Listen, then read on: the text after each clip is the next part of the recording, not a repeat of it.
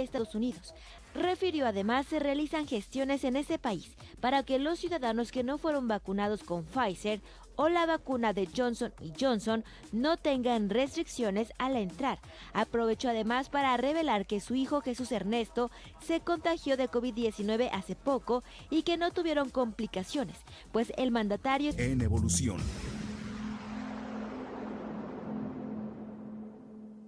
Siempre listos. Regreso a clases en el Palacio de Hierro. En cómputo, obtén 10% de descuento o hasta 18 mensualidades sin intereses y recibe un regalo por tu compra. Julio 22 a septiembre 16 de 2021. Soy totalmente Palacio. Consulta términos en elpalaciodehierro.com. ¿Buscas un diplomado o taller en línea? Conoce los cursos que UDG Virtual tiene para ti. En las áreas de administración, salud, cultura, gobierno, periodismo y más. Consulta los detalles en educacioncontinua.udg.mx. Universidad de Guadalajara. Marisol Gacé, en la Hora Nacional hablaremos con Sara Sefcovic sobre la literatura escrita por mujeres y el salto mortal de la invisibilidad al estruendo. Pepe Gordon. También conversaremos con el músico Matías Carvajal acerca del recorrido de lo invisible a lo visible, del silencio al sonido. Nos escuchamos este domingo a las 10 de la noche en la Hora Nacional. Crecer en el conocimiento. Volar con la imaginación. Esta es una producción de RTC de la Secretaría de Gobernación. Cierra los ojos. Ahora imagínate con eso que más quieres. Sí, es así de fácil. Ahora inhala. Repite. 1. Anímate y solicita tu crédito Coppel. 2. Busca. 3. Compra. Crédito Coppel. Tan fácil que ya lo tienes. 9 de la mañana con 5 minutos, muy buenos días, gracias por sintonizar Cara a Cara. Estamos comenzando este día martes 27 de julio y tenemos mucha información, así es que vamos directamente al grano. Vamos a platicar, ahorita ya está con nosotros en cabina Juan Carlos Flores, él es el secretario de Educación Jalisco. Todas tus dudas sobre el regreso presencial a clases a partir del 30 de agosto, envíalas para que las responda el secretario. El teléfono de WhatsApp es 33 18 80 76 41. También en mi cuenta en Twitter, @JNLomelí, y en la transmisión en vivo en Facebook que estamos teniendo en Zona 3. Envía todas tus dudas para platicar ahorita con el secretario Juan Carlos Flores Miramontes, titular de Educación Jalisco. Recordemos el anuncio del sábado, en donde el gobernador dijo el 30 de agosto va el regreso presencial a clases. También vamos a platicar con Germán. Germán es un vecino de la colonia Miramar. Él es uno de los dueños de una de las 19 casas que sufrieron afectaciones estructurales por el desbordamiento del arroyo seco. Vamos a platicar con él para que nos cuente pues la situación que está viviendo y sobre todo si esto es recurrente cada año, que nos comparta su testimonio, si ya está recibiendo apoyos de las autoridades, y te voy a relatar y a compartir la información con respecto a esta tremenda tragedia que estamos viviendo aquí en la metrópoli. Más de 200 casas y afectaciones en 170 de menaje, mucha gente perdió prácticamente todo lo que tenía de patrimonio. Y cerramos el programa, como te decía, hay mucha información. Vamos a comentar la encuesta de percepción de calidad del transporte público con Olin Monroy, coordinador del Observatorio de Movilidad y Transporte. Por primera vez, dijo ayer el gobernador, el transporte público está calificado aprobatoriamente. 7.5 en promedio sobre 10 le dieron los tapatíos al transporte público. ¿Cuánto le das tú al servicio de transporte público? Me sorprendió enormemente. La mejor calificación, 8.1 a la conducción segura de los camioneros. Me parece que es un dato que vale la pena comentar y sobre todo que tú me digas si te parece que está dentro de los márgenes de la realidad de lo que vivimos en el transporte público en Jalisco. Te dejo ahí nada más como planteamiento este punto. Son las 9 de la mañana con 7 minutos. Yo soy Jonathan Lomelí. Gracias por sintonizarnos. Comencemos cara a cara. Noticia, análisis y debate. Eso es Cara a Cara. Información de primera mano en voz de sus protagonistas. Cara a Cara con Jonathan Lomelí. Cara a Cara. La entrevista. 9 de la mañana con 7 minutos y agradezco a Juan Carlos Flores Miramontes, secretario de Educación Jalisco, que nos acompaña en Cara a Cara. Buenos días, secretario, bienvenido. Estimado Jonathan, como siempre, un gusto saludarte. Bueno, secretario. Oiga, a ver, una duda. ¿Usted tiene hijos pequeños que envía a la escuela? Ya no, ya están en la preparatoria y en la universidad. ¿Usted enviaría a sus hijos a clases presenciales o los dejaría en virtuales el 30 de agosto? Por supuesto que los enviaría. Ha sido un proceso de aprendizaje para todos. El COVID, estos más de 15 meses, nos han permitido entender no solo cómo se propaga la enfermedad, sino lo que es más importante, cómo la podemos contener. Jalisco ha tenido la oportunidad de tener la presencialidad que ningún otro estado ha tenido. He tenido encuentros con varios secretarios a nivel nacional y les sorprende que en Jalisco, desde agosto del año pasado, cuando inició el ciclo escolar que acabamos de concluir, pudimos tener presencialidad a través de seguimiento alumno por alumno, entrevistas, después pasamos a grupos de seguimiento académico y terminamos cerrando el ciclo escolar con un 98% de las escuelas abiertas. Oiga, secretario, me llama la atención, hoy el Financiero publica una encuesta, es una encuesta nacional, pero pregunta, ¿estás de acuerdo o en desacuerdo con el regreso presencial a clases el 30 de agosto? Y me sorprendió mucho que el 62% de los encuestados dijo que no estaba de acuerdo con el regreso a clases presenciales. Digamos, le hago la misma pregunta al auditorio, ¿tú estás de acuerdo con el regreso presencial?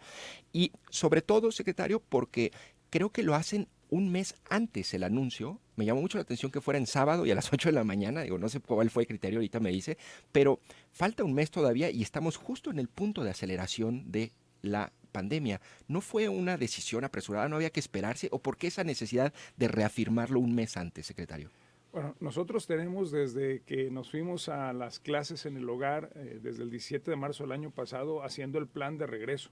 Es decir, es natural que sobre todo los niños de educación básica necesitan tener un contacto con sus compañeros, con sus maestros. Uno no solo va a la escuela a aprender conocimientos factuales, también va uno a socializar, a aprender a relacionarse con el otro, a generar un montón de habilidades que solo se generan con la convivencia que va más allá del núcleo familiar. Sí. Entonces, en ese sentido hicimos 12 rutas para podernos preparar. Estamos conscientes, por supuesto, que es un gran riesgo, el riesgo está latente, está en todos los sitios, pero cuando empezamos a contrastar los datos de niños que se han infectado, que han ido a la escuela y los que no han ido a la escuela, es sorprendente lo que vemos, Jonathan. ¿Qué hemos visto? Como te decía, cuando empezamos con los grupos de seguimiento académico, con un maestro atendiendo 9 niños, llegamos a tener hasta el 61% de las escuelas que utilizaron este recurso. Hay que recordar que ese recurso estaba utilizado principalmente para los niños que estaban teniendo rezagos porque no mantenían una comunicación fluida con su escuela, con su maestro. Esto resultó muy bien porque logramos abatir ese porcentaje que llegó a ser del 23%, lo bajamos al 3%. Cerramos el ciclo escolar solo con el 3% de los niños no contactados. Justo, déjame hacer un paréntesis, aprovechando tu medio, estamos invitando a todos esos papás de los niños que no tuvieron un contacto fluido con la escuela, que no lograron una calificación porque no hubo un proceso de evaluación, una evidencia de los avances, que se presenten al siguiente ciclo escolar, precisamente el 30 de agosto cuando abramos las escuelas, para que puedan ser diagnosticados, regularizados y permanecer en el nuevo ciclo escolar. Es decir, si bien no estamos promoviendo una aprobación automática o no estamos reprobando a nadie, lo que hicimos con ese 3% de niños fue dejar su calificación en pausa hasta el siguiente ciclo escolar. Cierro el paréntesis. Perdón, me meto un poco en el paréntesis. ¿3% de 1.4 millones de alumnos? De 1.7 millones prácticamente. Bueno, para más o menos dimensionar. Ya, ahora sí, cerramos el paréntesis. Bueno, y en ese sentido, cuando comparamos la presencialidad que hemos tenido en las escuelas, tenemos 48 registros de personas infectadas. 40 de ellos fueron maestros que afortunadamente habían recibido la vacuna y pudieron tener un tratamiento adecuado y no tuvieron una complicación delicada en su enfermedad. Y solo 8 niños contrajeron la enfermedad y si bien no están vacunados porque todavía no se procede a la vacunación de este rango de edad, tampoco sufrieron mayores consecuencias. Pero hay 185 niños que no fueron a clase que se infectaron. Es decir, esto que nos dice que el riesgo está en todos los sitios, evidentemente, pero que la escuela es un lugar controlado. Tenemos más de 1,200 supervisores en el sistema educativo de Jalisco, supervisando 13,000 escuelas. Y la constante ha sido, después de los reportes de cada uno de ellos, es que la presencialidad está siendo bien utilizada en las escuelas. Evidentemente no es una situación ordinaria, todos desearíamos regresar hasta que esté completamente libre de COVID el mundo, pero ya se ve que no es una realidad que vaya a suceder pronto, nuevas variantes, entonces nos parece que tenemos que aprender a convivir con el virus sin por eso dejar de cuidarnos. Ciertamente, ahora sí que Jalisco se cuece aparte en este tema y nuestro modelo ha sido distinto, pero a ver, a nivel nacional el 62% dice no queremos regresar, pero ustedes saben cuántos o qué porcentaje más o menos estimado de padres de familia no quieren el regreso presencial a clases. De la última medición que tenemos y cuando hemos contrastado esta información con el IEC, ronda entre el 20 y el 25%. Pero esto fue hace más de 3 meses.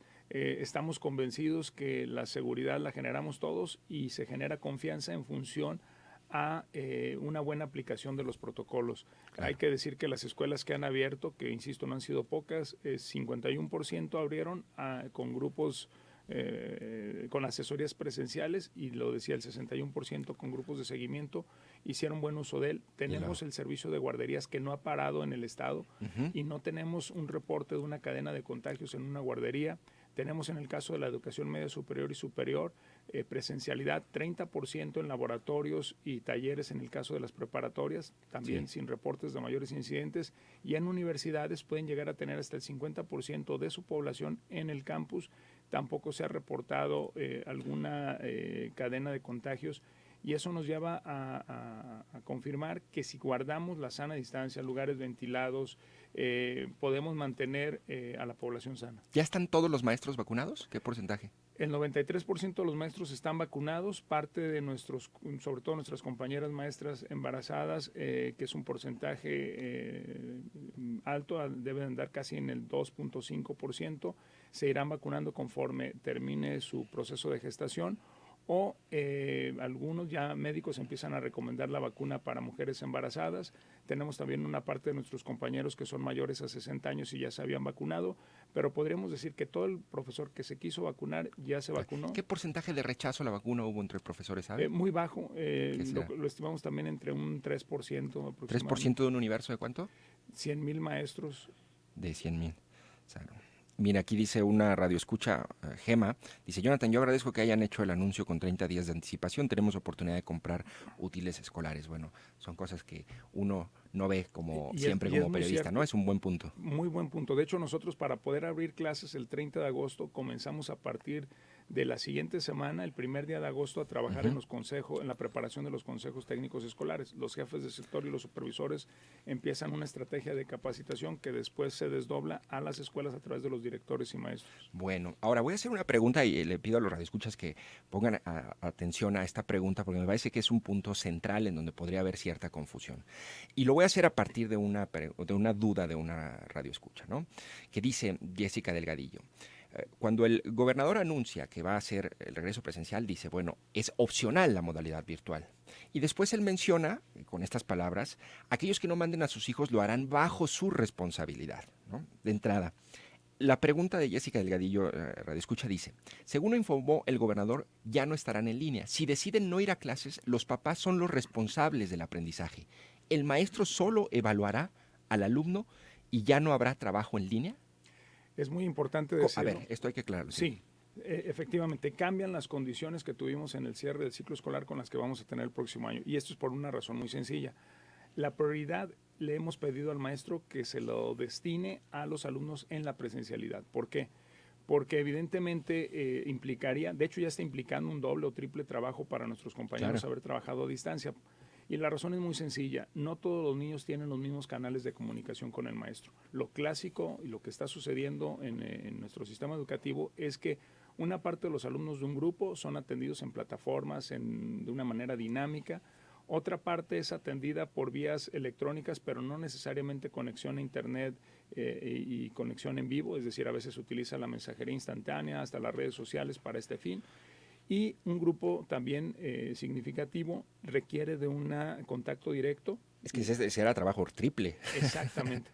Entonces sabemos que si el maestro tiene que atender a los alumnos en jornada completa, que eso es otro dato muy importante a decir, Jonathan, sí. El 30 de agosto estamos previendo los horarios habituales de los sistemas educativos. ¿Por qué? Porque también se estuvo evaluando en la mesa de educación ir un par de horas al día, escalonar, y eso realmente es un problema de logística para los papás, satura la movilidad en la calle. Queremos tratar de ser lo más prácticos posible y en ese sentido son horarios completos. ¿Y eso qué le implica al maestro? Que no es raro que tengan 2 plazas, es decir, que trabajen en una escuela pública, en una escuela privada o 2 plazas en una escuela pública. Hace que la atención que se le va a dar a los niños que no acudan a la escuela ya no sea de un seguimiento de todos los días. Podrá ser recepción de trabajos, encargo de trabajos, evaluaciones conforme los criterios de la evaluación del resto del grupo, y eso lo vamos a especificar muy claro a través de una carta responsiva. Hay 2 documentos en función a la decisión que tú tomes. Si tú decides enviar a tus hijos a la escuela, tendrás que firmar un documento en donde colaboras en la seguridad, comprometiéndote a enviar a tu hijo de manera sana, es decir, que esté en buenas condiciones de salud y no ponga en riesgo al resto de sus compañeros. Si lo hacemos todos, pues las escuelas serán más seguras. En el caso de los padres de familia que deciden mantener el estudio en casa, el compromiso es ese, es saber que la escuela y el maestro se compromete a procesos de evaluación, pero no necesariamente de seguimiento. Hombre, yo estoy seguro de que la inmensa mayoría de los maestros harán un esfuerzo adicional, pero estarás de acuerdo que no les podemos exigir algo que está fuera de sus capacidades en tiempo, en tecnología y demás. No es lo mismo que el maestro también esté en casa 2 o 3 días y atienda a los grupos a distancia y después haya definido, por ejemplo, los jueves y los viernes para atender a alumnos presenciales. Ya ahí fracturó la semana. Hoy no.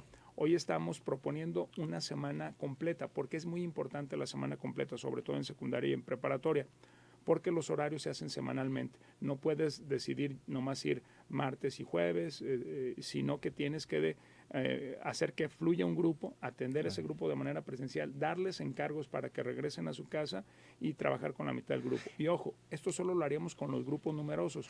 Los grupos pequeños están invitados, están llamados a tener clases todos los días. Todos los días. Esto es muy importante que tomes nota si eres padre de familia y decides no enviar a tus hijos a la escuela el 30 de agosto, debes saber que la modalidad virtual será solo para evaluaciones, alguna recepción de trabajos, pero allí, como padre de familia, si decides no enviarlos, deberás hacerte responsable del seguimiento y el aprendizaje de tu hijo. Ese es el mensaje. Es correcto, pero también hay que decir, Jonathan, que la Secretaría en todo más de un año hemos hecho un esfuerzo muy grande para que nuestra plataforma Recrea Digital, que es el repositorio donde están los contenidos, los objetos de aprendizaje que le ayudan a los papás a salir adelante en la educación de sus hijos, cada vez es más rica. De hecho, Jalisco está innovando en un esquema que le habrá tenido muchísimo éxito, que son los ABPs. Son aprendizaje basado en proyectos, son objetos de aprendizaje que van alineados a los contenidos de cada grado y que el maestro decide cómo tomarlos para estructurar su propia clase, y eso facilita el trabajo a distancia. Fíjate, hay una característica que desde que tú y yo éramos estudiantes los maestros han querido hacer, y es que seamos más autónomos, autogestivos, sí, claro, que logremos concluir actividades que demoren más de la media hora que le dedicas a la tarea, que puedas hacer actividades que te demoren días en hacerse, tal vez semanas o meses. Hoy con la pandemia lo estamos haciendo en grados muy pequeños. Dejarle a un joven un proyecto, a un niño incluso, un proyecto que desarrolle en todo un mes, en donde adquiere habilidades y conocimientos que se tienen como meta en distintas asignaturas, hoy es una realidad en muchos de los grupos y en muchos de los alumnos de Jalisco. Bueno, pues ahí está. Y otra pregunta sobre las medidas sanitarias, secretario. ¿Los niños deberán usar todo el tiempo cubrebocas en la escuela? Depende de la edad. Los niños de primaria, los niños de primaria alta, sobre todo y secundaria y preparatoria, todos sí. Hay una excepción con los niños pequeños, sobre todo en preescolar, por el sentido común, ¿no? Mientras el niño no demuestre que puede ser capaz de tener el cubrebocas en casa, no compartirlo con un primo, con un amiguito, pues es preferible que no lo utilice. En ese sentido hay mucho criterio, hay una autonomía responsable por parte de las familias y de las escuelas para tomar este tipo de criterios. Nosotros hacemos protocolos y lineamientos para cada nivel educativo. Cada uno de ellos tiene sus matices. Es decir, secundaria y preparatoria obligatorio el cubrebocas, no pueden quitárselo durante la clase, y en primaria, pues... Depende del grado. Depende del grado, es decir, de primero a tercero, ¿no? ¿O cómo? Depende de la escuela. Nosotros sí, a cada escuela le vamos a dar los lineamientos y los márgenes de acción. En el caso de una primaria se esperaría que toda la primaria utilizara cubrebocas, pero también si hay algunos niños que acaban de ingresar a primero de primaria y no han adquirido el hábito de utilizar correctamente el cubrebocas, claro, es preferible que no lo utilicen. Que no lo traigan. Bueno, ahora, sobre estos criterios de regreso que me mencionaba, dio un ejemplo. Si el salón supera la mitad de su capacidad, tienen que ir una semana una parte del grupo y la otra semana la otra, ¿no? Si es menos de la mitad, pueden ir todos. Exacto. Pero si es un salón de 100... pueden ir 50, en teoría podrían ir 50, sí, pero evidentemente no tenemos grupos de 100. Los grupos más numerosos que tenemos son en algunas escuelas muy particulares que rondan los 50. En ese caso podrían ir 25 alumnos si la capacidad del aula es para 50. Y para calcular la capacidad del aula, para todos los maestros y directores que nos escuchan, es muy sencillo. Es la cantidad de butacas que cabrían en una situación ordinaria, dividimos a la mitad, y en ese sentido es la cantidad de alumnos que pueden estar en ese grupo. Pero ojo, también hemos sido muy receptivos a escuelas que proponen otros espacios para realizar las clases. Sí. Si hay un grupo de 30 jóvenes, pero pueden estar debajo de un toldo, pueden estar en un gimnasio, pueden estar en una biblioteca, en un centro de cómputo, perfectamente pueden estar. Bueno, pues ¿algún otro criterio para poder asistir o no, como este del salón? Bueno, además de gozar con salud, que eso es bien importante. No llegar con COVID. Sí, y otras enfermedades, yo creo que no está de más para no confundir cualquier síntoma. Simplemente hacer uso adecuado del cubreboca, el distanciamiento social por parte de la escuela. ¿Habrá filtros? Esos espacios, no habrá filtros. Importantísimo. En las escuelas, por la cantidad de alumnos y lo estrecho del horario de ingreso, que provoca un flujo muy alto, estamos previendo que no haya un embudo al ingreso. Por eso insistimos, y la carta responsiva es para eso, para que los padres de familia nos podamos responsabilizar de eso. Y la escuela también cuenta, evidentemente, con termómetros, con oxímetros, que pueden ser utilizados para filtros focalizados, para ir por los salones, para cualquier niño que tenga el maestro o el directivo una sospecha de que está enfermo, pueda corroborarlo y pueda canalizarlo a su familia. Dice Marta López, algunas preguntas y puntos que siempre cuando lo entrevisto, de donde los saco, son de los comentarios de Facebook de sus videos. Y este es Marta López justamente de redes sociales, ahí en un video que hicieron ustedes. Dice, en mi opinión que el regreso a clases sea opcional, pero no escalonado. Mejor solo quitar el recreo, ya que desde mi punto de vista será lo mismo, el que asista una semana sí y otras no. ¿Habrá recreo? Bueno, el que asista una semana sí y otra no es importantísimo para poder romper cadenas de contagio. Estos 48 infecciones que tuvimos en escuelas no generaron cadenas de contagio porque se pudieron parar por 14 días todas las personas que estuvieron en contacto con la persona infectada. Sí. No hay evidencia que lo hayan adquirido en la escuela.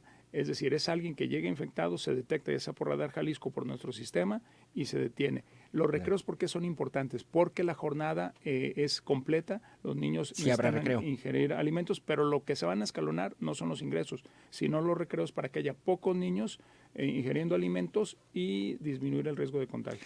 Secretario, se me está acabando el tiempo, pero muy brevemente, ¿qué información o datos tenemos sobre la deserción y el rezago educativo en este momento? Entiendo que la deserción debe ser más claro, pero el rezago es difícil de diagnosticar ahorita, ¿o cómo estamos? Fíjate que es difícil, pero recuerda, Jonathan, que acabamos de sacar un estudio, fuimos un estado que hizo su propio planea con los criterios nacionales, aplicamos este año.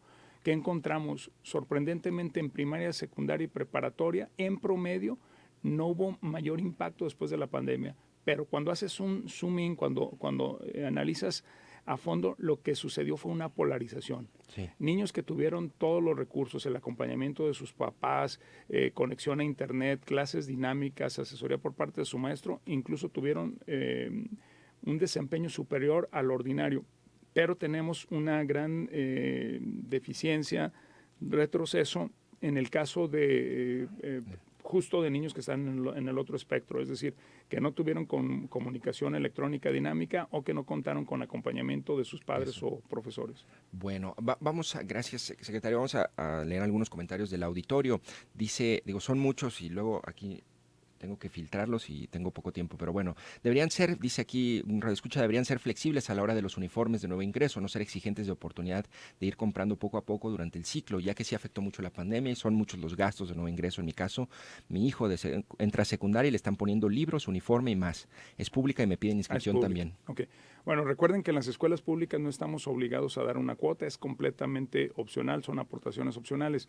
En el caso de las escuelas públicas, también decir que el esquema de entrega de útiles y mochilas ya es universal y tuvieron que haberle entregado sus útiles y uniforme. Si nos das el dato, con todo gusto indagamos. Ahorita le pasamos el dato. Dice, buen día aquí Eduardo, ¿cuál es la estrategia que se tiene para la revacunación de los profesores? Ya que la vacuna que se les puso, la CanSino, pierde efectividad después de 6 meses, según lo que han dicho el laboratorio y los medios. Bueno, esa es una vacuna que sigue el análisis, su duración. Hasta ahorita ha demostrado que por lo menos más de 6 meses sí dura. Y recordemos que también apenas el año pasado se empezó a vacunar a todo el mundo. Se están calculando ya ahora de manera real el periodo de protección que tiene la vacuna. Estamos muy atentos para poder, si hace falta, hacer una segunda vacunación.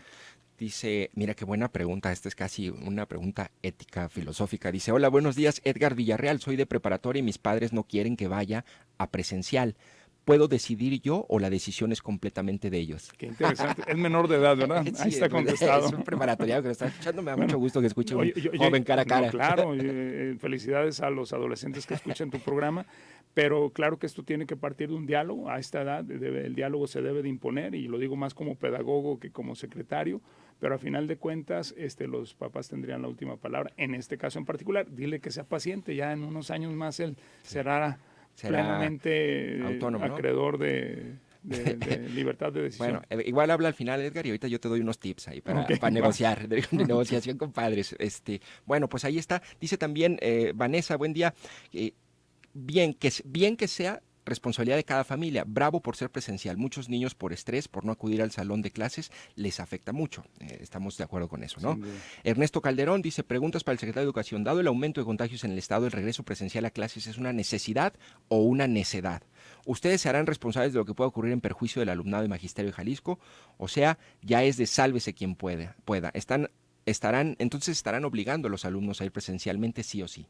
No, pues hay la libertad, simplemente es muy claro en qué se puede esperar cuando uno permanece en su casa recibiendo apoyo por parte del sistema educativo.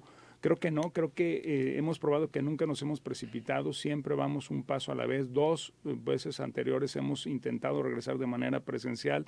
En ese momento, una decisión colegiada por parte de los 47 miembros de la Mesa de Educación, que se pone a la vez en consideración a la Mesa de Salud, es que se decide. Cuando hay colegialidad, creo que podemos estar tranquilos de que las decisiones, si bien no son absolutas, en el sentido del beneficio o perjuicio, buscamos siempre un bien mayor. Un bien mayor. Pues bueno, ahí está, secretario, me queda prácticamente un minuto.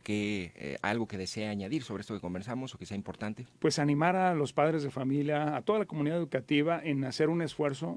Ese esfuerzo colectivo nos puede generar mayores condiciones de salud. Hay criterio, hay flexibilidad. Tenemos una metodología en donde confiamos en cada una de las 13,000 escuelas y damos una libertad de gestión para que hagan uso de su responsabilidad de gestión y que puedan, cada padre de familia no dejar de manifestar lo que siente, lo que desea. Estamos muy atentos, hacemos una escucha activa, un esfuerzo muy amplio para tener elementos cada vez mejores de seguridad. Del 20-25% que ustedes dijeron o que estiman que no quiere regresar, de ese porcentaje, ¿cuántos creen que finalmente no regresen? ¿Y cuántos sí? O sea, está difícil. Es difícil decirlo. ¿Sí? A mí me parece que se va a dar gradual y te pongo los ejemplos de los servicios que ya hemos dado. Cuando arrancamos tanto las asesorías y los grupos de seguimiento, comenzaron pocas centenas de alumnos y de escuelas y llegan a niveles muy amplios. Yo creo que lo mismo va a pasar con la presencialidad. Bueno, pues le agradezco mucho a Juan Carlos Flores Miramontes, secretario de Educación Jalisco, que nos haya compartido esta información. Yo creo que la nota de esta entrevista cara a cara, en mi opinión, es esta precisión de que la modalidad virtual solo será para evaluaciones de los alumnos y bajo tu responsabilidad. Si decides no enviar a tus hijos a la escuela, pues bueno, tendrás que hacerte de ello lo que la Secretaría llama el aprendizaje autogestivo, es decir, el aprendizaje de tus hijos. Eso es importante que lo tengas en cuenta. Secretario, muchas gracias por habernos acompañado. Jonathan, como siempre, un placer. Gracias, 9:31 a.m, vamos a un corte y regresamos para platicar con Germán, vecino afectado por lluvias en la colonia Miramar. Su casa es una de las 19 que sufrió afectación estructural.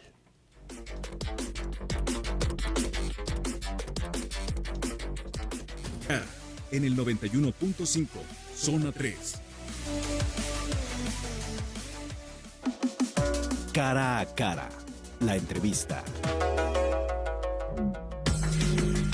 9 de la mañana con 37 minutos y lamento mucho informarles, pero se complicó la comunicación con Germán, vecino afectado por lluvias en la colonia Miramar. Lo que me decía ahorita Laura, nuestra productora, es que al parecer incluso van a ir a hacer un bloqueo de Periférico.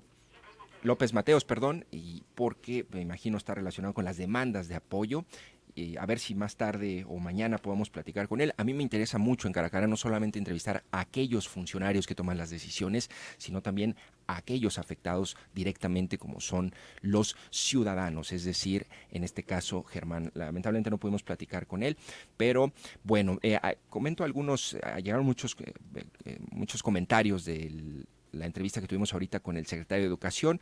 Dice, ingeniero Jorge, absolutamente ilógico un regreso a clases presencial en un pico de la pandemia. Dice, pues no está de acuerdo. Dice aquí otro le escucha, que vuelva a tu espacio el secretario. Bueno, sí, ya le hacemos una nueva invitación.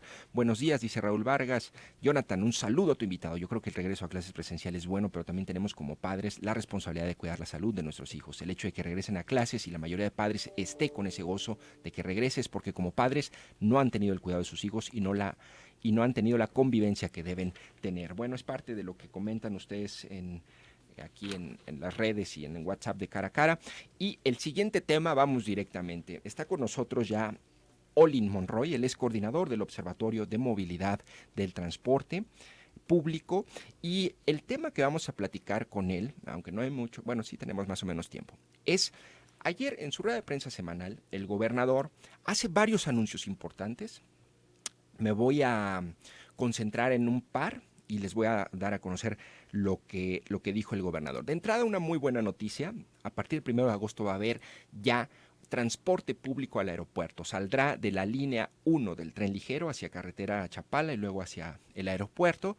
La verdad nos tardamos un poco, 70 años después de inaugurado el aeropuerto ya tenemos transporte público. Es carísimo viajar del aeropuerto a la ciudad o viceversa.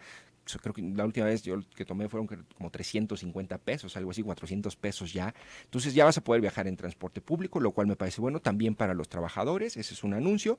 La otra es que también llegan nuevos camiones, 170 camiones eléctricos, principalmente para las alimentadoras del Macrobús, y van a habilitar un registro de plataformas de transporte, de taxis de plataforma. No tendrá un costo, será en línea y les podrán dar un holograma. También habilitan un sitio web para consultar las rutas, cosa que yo hacía en un par de aplicaciones, digamos, no me parece una novedad, pero bueno, ellos dicen que es histórico.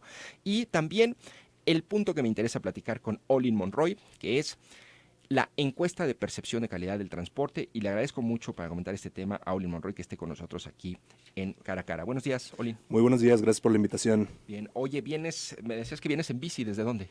Vivo en la Americana, me vine en bici desde acá hace más o menos 20 minutos. 20 minutos, ¿cuál fue tu ruta? Agarro todo La Paz hasta Arcos, luego cruzo por Arcos, luego agarro Niños Héroes, luego Tonantzin, bajo por Las Rosas y un trámite de Mariano Otero. Oye, y aparte lo hiciste con charcos y todo, y lluvia, ¿no está complicado? Pues ahorita ya bajó un poquito, pero definitivamente es un tema las alcantarillas. Sí. ¿Tú eres usuario del transporte? Yo soy usuario principalmente de la bici y bueno, sí. Mi bici es transporte público sí, también. ¿Y el transporte masivo o transporte público, camiones tengo un tiempo que no me toca utilizarlos casi, elijo principalmente métodos más sustentables, intento, pero digo definitivamente yo pienso que es el medio más importante de transporte en la ciudad. Claro. Ahora, tú te has subido y claro. Te hago la pregunta y le hago la pregunta al auditorio. Del 1 al 10, ¿qué calificación le das al transporte público en cuanto a calidad, servicio, conducción, limpieza, ventilación, seguridad, todo? Del 1 al 10, 33, 18, 80, 76, 41. Respóndeme a ti, Radio Escucha, que nos estás haciendo el favor de acompañarnos. Y te pregunto, Olin, ¿qué calificación le das? Yo ahorita le doy un 7. Un 7. Incluso menos, podría ser 6.5. Depende también con qué lo compares, ¿no? Claro. Y depende también desde dónde partimos. ¿Y qué camión?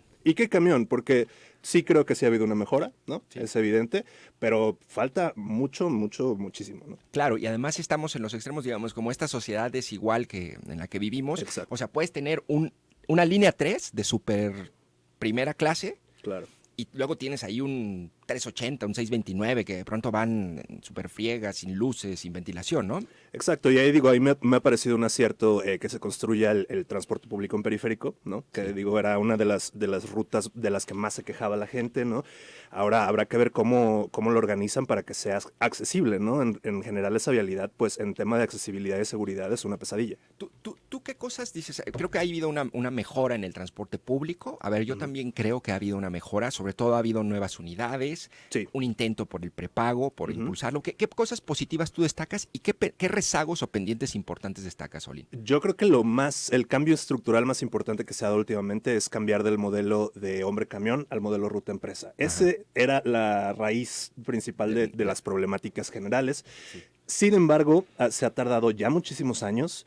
Se habla de que en algunas rutas existe esta simulación de que se convirtió en ruta empresa y en realidad sigue siendo un poco hombre-camión. Sí llegamos todavía a ver ciertas rutas que los choferes están peleando por el pasaje, cosas por el estilo. Los reportes de la gente son claros, ¿no? Nosotros recibimos también por redes muchos reportes y digo... como en todo, hace falta que la vigilancia sea real, ¿no? Que las consecuencias sean reales hacia quienes se benefician de que todavía existan estos sistemas, ¿no? Sí. Se anuncia que ya todas las rutas están en el tema, en ruta empresa y nosotros no lo creemos, la verdad. Sí, no, a ver, me parece allí que ese podría ser un pendiente y, a ver...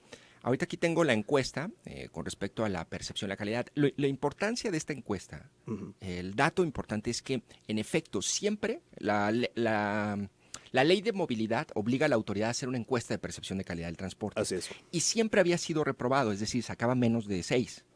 Por primera vez tiene una calificación aprobatoria. A mí me sorprende mucho, Olin, que te voy a dar algunos datos de la propia encuesta, pero, por ejemplo, en cuanto a confort del vehículo de transporte, promedio 7.7.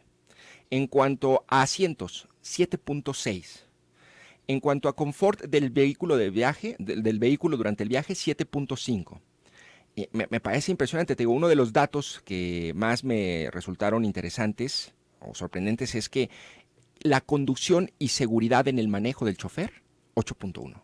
¿Es eso una percepción? Digo, es una encuesta que tiene su metodología y todo, ¿no? Claro. Digo, pues habrá que revisar la metodología, ¿no? Como mencionábamos antes. Yo creo que un dato importante que yo puedo dar como miembro del colectivo Bicicleta Blanca específicamente, ¿no? Que nos ocupamos con el tema de la seguridad de los ciclistas en la calle, es que aún hoy en día una tercera parte de las víctimas mortales, de los accidentes que suceden en los cuales muere un ciclista, está involucrado el transporte público. ¿Una cuarta parte? Una tercera parte. Una tercera parte, perdón. Así es. Mira, pues que ahí hay un pendiente, ¿no? Ahí hay un pendiente grande, ¿no? Entonces no solamente que el chofer no esté persiguiendo al pasaje, que haya prepago, etcétera, también es cómo están diseñadas las unidades, ¿no? Si tienen puntos ciegos o no. Digo, en muchas partes del mundo este tema pues se toma en serio y se han tomado las medidas necesarias. No es posible que sigamos utilizando camiones con esta trompa larga que no permite que se vea hacia el frente, que son muy altos, ¿no? De hecho, a mí me da terror cuando cruzo la calle y paso muy cerquita, levanto la mano, me pongo a 2 metros del camión y le hago así, casi lo saludo y le digo buenos días, buenas tardes, porque me da terror de que no ven hacia abajo, ¿no? Hay un punto ciego hacia abajo con los camiones. Pues sí, y ahora que se hicieron el cambio de unidades, ¿no?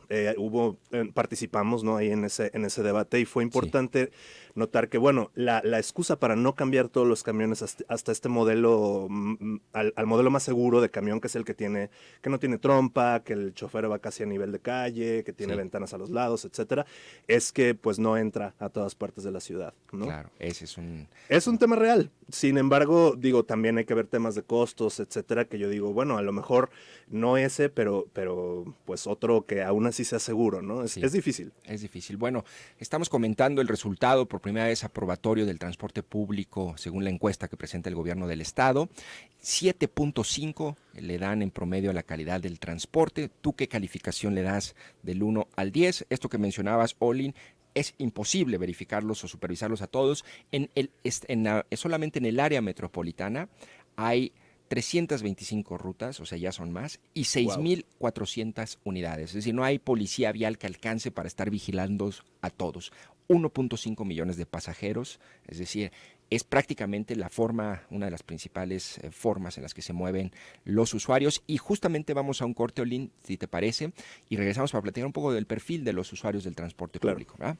Vamos a un corte y regresamos con más en Cara a Cara. Te recuerdo el teléfono de WhatsApp 33 18 80 76 41. Envíame tus comentarios y seguimos platicando del transporte público y la encuesta de calidad, de la percepción de calidad que presentó el gobierno del estado el día de ayer.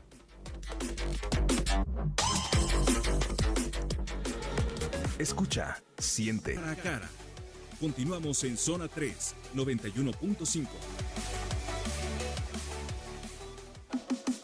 Cara a cara. La entrevista. 9 de la mañana con 50 minutos, estamos comentando con Olin Monroy, coordinador del Observatorio de Movilidad y Transporte, esta encuesta de percepción de calidad del transporte público en Guadalajara, en el área metropolitana, 7.5, aprobatoria por primera vez, y dice aquí Saulo, y aprovechando que ya autorizó el ingreso de transporte público al aeropuerto, quisiera preguntar si a los choferes de plataforma se nos va a autorizar levantar pasaje dentro del aeropuerto. Dice, hola, Guardia Nacional nos va a seguir persiguiendo como si fuéramos delincuentes. Bueno, es un buen punto, ¿eh? Sí, definitivamente. Habrá que consultar a la autoridad. Y también, bueno, el hecho de que ya haya transporte público, también me imagino que tendrá algún impacto en los choferes de plataforma y los propios taxis de allí, ¿no? En el aeropuerto. Yo creo que precisamente demuestra, ¿no?, la deuda tan grande que existe respecto al transporte público. Siendo uno de los principales medios de transporte en toda el área metropolitana, ¿cómo es posible que apenas con la línea 3 se puede alcanzar de manera práctica, por ejemplo, la Central Nueva, ¿no? Sí. O el aeropuerto, etcétera? En mi caso muy personal, por ejemplo, yo empecé a utilizar la bicicleta porque no me quería ir al quad en el 60, ¿no? Que era el que llegaba en ese tiempo para allá. Y dije, prefiero rifármela y irme en bici y porque... ¿Pero no te han dado un susto alguna vez en la bici? Muchas, ¿no? Y he tenido percances y todo, ¿no? O sea, definitivamente es un tema que aún sabemos que no es para todo el mundo, ¿no? Pero lo que queremos es que lo sea, porque también muchísima gente lo utiliza como por necesidad, ¿no? Sí, claro. Y esa gente también tiene derecho a la seguridad en la calle. Claro, bueno, pues ahí, mira, sobre lo que comentábamos ahorita del perfil del usuario, me llamó la atención. Dice la encuesta que el 55% de los usuarios del transporte tienen un salario entre 2.500 y 7.500 pesos. ¿Sí? Me parece que uno de los grandes retos en el transporte público es justamente democratizarlo. Es decir, que no lo asocies a un cierto ingreso salarial o nivel socioeconómico. En Europa, claro, todo el mundo usa el transporte público. Creo que esa sería cambiar una forma de ver el transporte y una cultura, y podríamos, ser usuarios del transporte de verdad para aliviar el tráfico y la contaminación. ¿O qué opinas? Definitivamente, creo que ahí entra mucho un dicho que se dice también en los círculos del transporte público, y es que un país desarrollado no es aquel en el que el pobre tiene coche, es aquel en el que el rico usa el transporte público. Ah, qué buen punto, ¿no? ese. Es real, ¿no? Entonces, los esfuerzos son buenos, sin embargo, la deuda que queda aún para hacer más rutas, para hacerlas verdaderamente accesibles para todas las personas que tienen diferentes cuerpos, ¿no? Que pueden tener, no sé, diferentes discapacidades, ¿no? Que todas las puedan utilizar, que se integre con otros medios de transporte, ¿no? Que todos los camiones tengan una canastilla para bicicletas, que, por ejemplo, en las paradas en las estaciones de tren ligero, etcétera, haya donde dejar tu bicicleta si quieres integrar los viajes, que siempre funcionan los elevadores. Por ejemplo, tuvimos muchos reportes en las últimas semanas de que los elevadores dejan de funcionar en las estaciones de la línea 3. Sí. Y hay imágenes, ¿no?, de personas bajando la escalera de sentaderas o cargadas, con el peligro que esto implica, sí. ¿No? Esto, pues, no puede ser así. Por eso se cuestionaba tanto de que la línea 3 fuera elevada, ¿no? Por el tema de la accesibilidad, y al final porque pues no querían quitarle un carril al coche. ¿Cómo era el dicho este? El dicho es, el país desarrollado no es aquel en el que el pobre tiene coche, es aquel en el que el rico usa el transporte público. Claro, es que sería, si fuera, no sé, yo fui durante mucho tiempo usuario del transporte público. Desde hace 2 años me compré un carro. O sea, imagínate, tengo 39 años y desde hace 2 años empecé a usar carro. Yo usaba transporte público, pero llegó un momento en donde me cansé. Sobre todo en las épocas de calor es terrible usar el transporte público.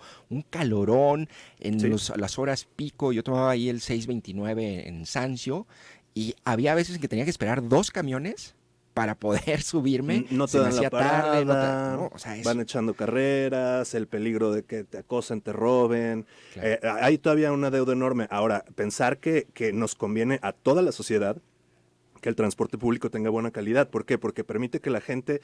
El tema del transporte implica un acceso a otros derechos, ¿no? Si la gente puede usar transporte público barato, pues le alcanza, no importa su sueldo. Puede acceder a la educación, puede acceder a la salud.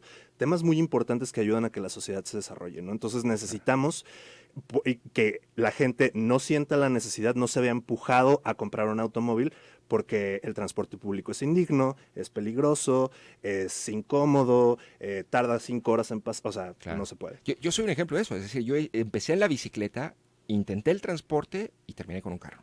Claro. Un carrito, pues, que aquí de hecho me lo cristalearon y se llevaron llevo 2 años sin estéreo porque sale carísimo, pero bueno. Si no es que la gente quiera gastar, si no es que la gente se afloja. Sí, claro. Si el transporte público fuera accesible, digno, seguro, la gente lo usaría y eso nos conviene tanto a ciclistas, automovilistas, a toda la sociedad. Claro. Ahora, hay otro dato aquí, ahorita que hablaba sobre la inseguridad.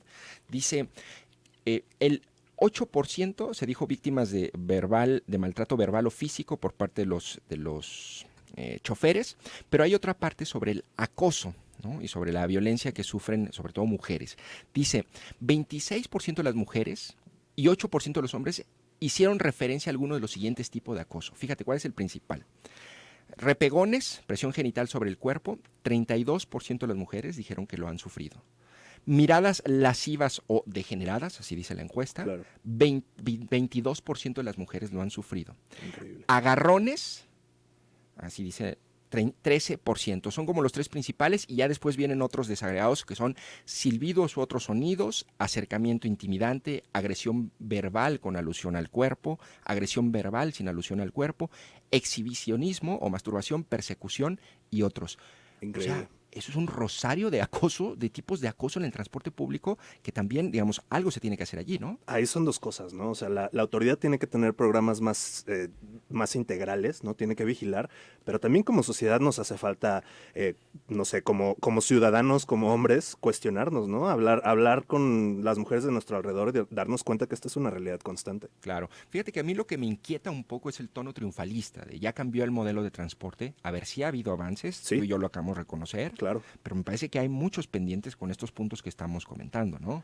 Siempre va a haber pendientes, es importante que se aplaudan los logros y digo, hay logros, ¿no? Y son claros y son reales y por esto subió la calificación, pero no quitar el dedo del renglón de todas las deudas que quedan, ¿no? Y digo, no rezagar este tema, por ejemplo, del acoso, el tema de la accesibilidad, el tema de la integración con otros medios de transporte. Tenemos el potencial de ser una ciudad incluyente, una ciudad segura, una ciudad donde todos los estratos sociales puedan transportarse con seguridad. Claro. Mira, hago un pequeño paréntesis, nos reporta ya Arturo Guzmán, dice, empezó la manifestación en Periférico y López Mateos, bloqueando varios carriles de ambos sentidos de Periférico. Ojo si andas por allí, y si ya andas por allí, pues bueno, un poco de paciencia. Esto provoca ya un caos vial por la zona, apenas empieza y ya hay caos para moverse, dice Arturo Guzmán. También tengo aquí otro par de comentarios de radioescuchas que están comentando, que ya están señalando que hay un bloqueo en Periférico y López Mateos. Ahorita habría que investigar, pero entiendo que está relacionado con las inundaciones en 19 colonias de Zapopan, con las lluvias de este fin de semana, que por cierto anoche también cayó otro megatormentón, me despertó en la madrugada y hay que ver ahorita el saldo cómo está. Bueno, se nos está acabando el tiempo, pero leo algunos comentarios más. Delia, hola, buen día. Mi pregunta es que si van a quitar la ruta 358 nos afectaría a mucha gente. La ruta es pésima, pero es la única de Miravalle a Plaza México. Ve nada más ese comentario, claro. Olin, ¿no? No, está horrible, pero es lo único que hay. Pues esa es la realidad de muchísimas personas, ¿no? Sí. Dice, ¿por qué no ponen transporte rosa, familia, mujer y personas mayores? Porque los asientos amarillos no se los den a personas mayores. Bueno, me llamó la atención, digo, se me acaba el tiempo, Olin, pero me llamó la atención que el 68% de los usuarios en esta encuesta pide el transporte nocturno. Así es. Hay mucha gente que lo necesita. Pues me parece muy indigno, ¿no? Que no exista. O más temprano por la gente que entra muy temprano a trabajar o por la gente que sale 11, 12 de la noche a trabajar. Tendría que existir. Hubo un tiempo y no funcionó el transporte. Pues sí, pero habría que revisar por qué. Habría que revisar. Pero el 68% me llamó la atención de los encuestados dice necesitamos transporte nocturno. Olin, me quedan unos segundos. Olin Monroy, gracias por habernos acompañado, coordinador del Observatorio de Movilidad y Transporte. Gracias por haber estado en Cara a Cara. Gracias por la invitación. Y por haberte dado la vuelta hasta acá en bici y con claro charcos y lluvia y frío.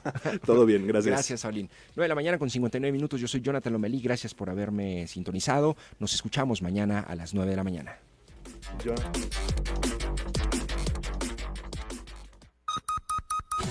La información al momento.